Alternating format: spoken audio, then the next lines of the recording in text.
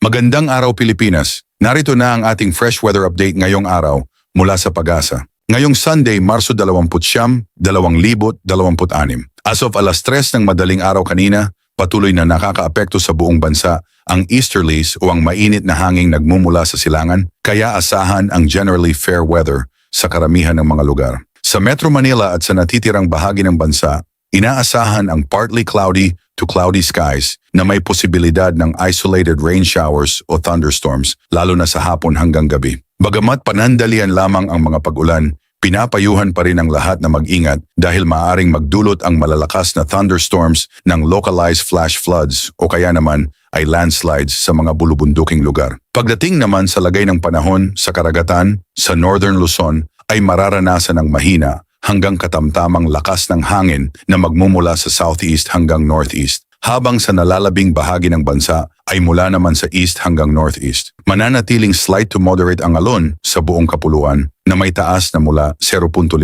hanggang 1.8 metro. Kaya generally ay ligtas pa rin pumalaot ang maliliit na sasakyang pandagat. Ngunit pinapayuhan pa rin ang mga mangingisda na mag-ingat lalo na kapag may thunderstorms. Samantala, sa tala ng temperatura at halumigmig sa nakalipas na 24 na oras, umabot sa 33.6 na degree Celsius ang pinakamataas na temperatura na naitala alas 3 ng hapon, habang ang pinakamababa ay 24.6 na degree Celsius alas 6 ng umaga. Naitala naman ang pinakamataas na relative humidity na 79% alas 5 ng madaling araw at pinakamababa na 48% alas 2 ng hapon. At yan ang pinakahuling lagay ng panahon. Patuloy ang paalala, magpayong at manatiling alerto sa biglaang pag-ulan at pagkulog lalo na sa hapon at gabi. Pasuyo ng like at subscribe bilang suporta sa ating channel PWD. Ang ulat panahon na hindi ka iiwan, rain or shine. Ingat Pilipinas!